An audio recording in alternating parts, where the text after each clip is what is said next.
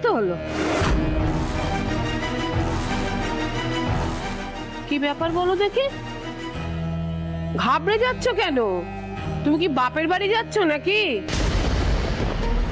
কিছু কেনার ছিল তাই বেরোচ্ছিলাম। আচ্ছা ঠিক আছে, যাচ্ছ এখন যাও। শোনো না, আমার জন্য একটা ব্যথার মলম নিয়ে আসবে। হাতটা কিরকম?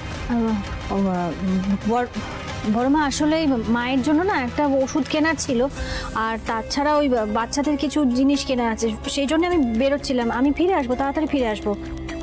ঠিক আছে, দুপুরে খাবার আগে ফিরে এসো কেমন? হ্যাঁ, আমি একদম ফিরে আসবো। আমি আসি। এসো। বাবা, এত সাজুগুজু করেছে, ব্যাগও নিয়েছে। কোথায় যাচ্ছে বড় বৌদি? ছোট বৌদিকে জানাতে হচ্ছে তো।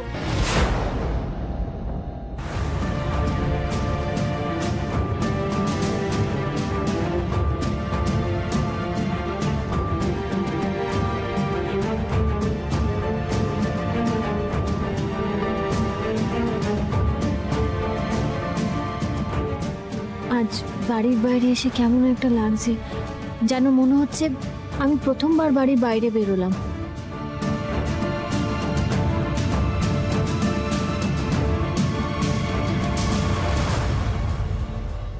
আসলে এতদিন বাড়ির চৌকাঠ পেরিয়েছি বাড়ির কোনো কাজে, হয়তো দোকানে যাব বলে বেরিয়েছি, বা ওর সাথে কোথাও গেছি, বিকালে ফুচকা খেতে বাইরে এসেছি, কিন্তু এই প্রথম আমি একান্ত আমার নিজের কোনো কাজের জন্য বাড়ির বাইরে পা দিলাম।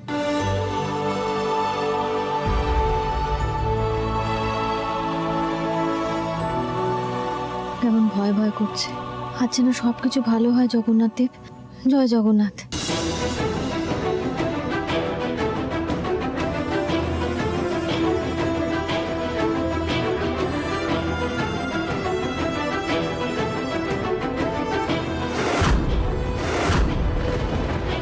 কি, এটা তো আমাদের বাড়ির গাড়ি, এখন আবার কে ফিরে এলো? কি হলো বৌদি, যাবেন না? হাত দেখালেন যে। হ্যাঁ, যাবো তো, একটু দাঁড়ান না। হে ঠাকুর, ছোট এখন ফিরলো, এবার ভিতরে গিয়ে দেখবে আমি নেই। আরে আপনি ছাড়ুন তো, যাবে না কিছু না, বেকার। হ্যাঁ, এই তো। আরে আরে কি করছেন কি? ওই দিক দিয়ে আসুন না। কোনোদিন কি অটোতে চড়েননি নাকি? এই জগন্নাথ দেব, ওদিক দিয়ে উঠতে গেলেই তো ছোট দেখে ফেলবে। ঠাকুর বাঁচাও আমাকে।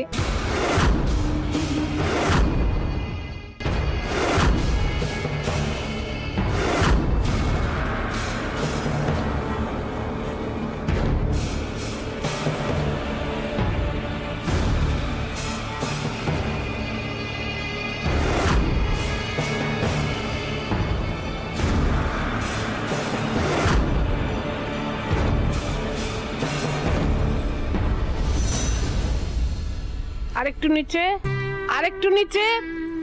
ও মোলো যা, ভালো করে টেপ না পা দুটো।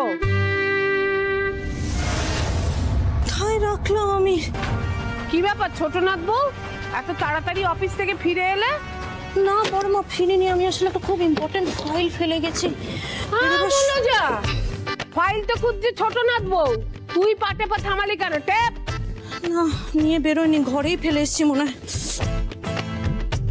ও বড় মা, একবার যাই না গো, আসলে ছোট বৌদি সবকিছু আমিই গুছিয়ে রাখি। কেন রে, বকশিস টকশিস দেয় বুঝি? মোলো যা যা।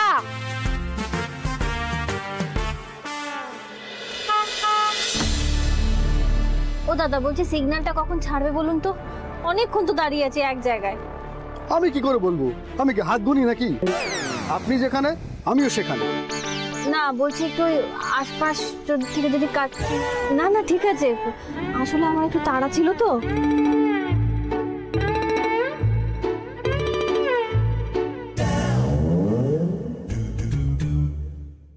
এই তো ছেড়ে দিয়েছে।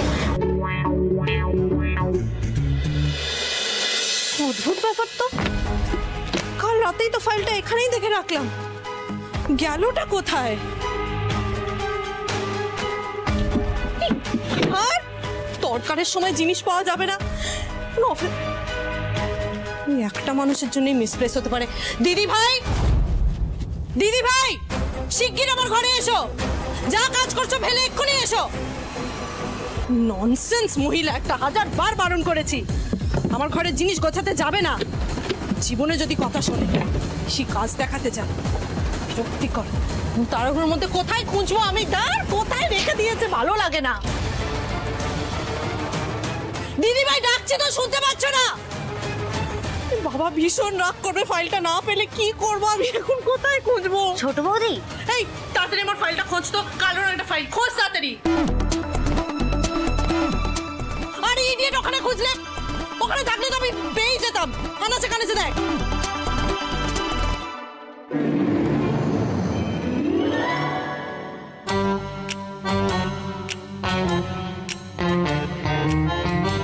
ছোট বৌদি, ছোট বৌদি দেখো তো এটা কি না?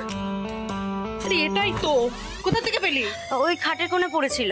খাটের ঝলমলটা না, পাগল হয়ে যাব আমি। ছোট বৌদি, এই দাঁড়া দাঁড়া। হ্যালো, না না না, বলেছি তো আমরা কভার করতে না না, আমাদের পক্ষে সম্ভব নয়। দূর তেরি, চলে গেল। বড় বৌদি যে বেরিয়েছে সেটাই তো বলা হলো না।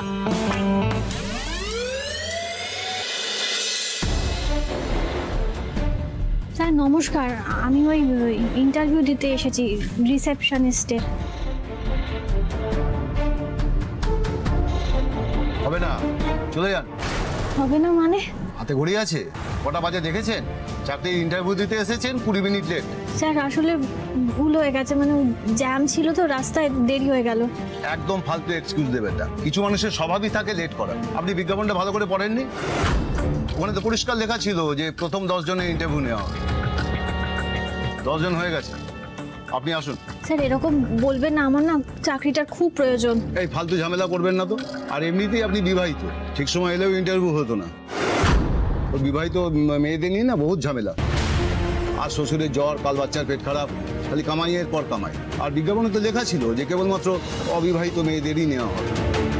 ভালো করে বিজ্ঞাপনটা না পড়েই কাঁধে ব্যাগ ঝুলিয়ে চলে এসছেন। আপনি আবার চাকরি করবেন, তাহলেই হয়েছে।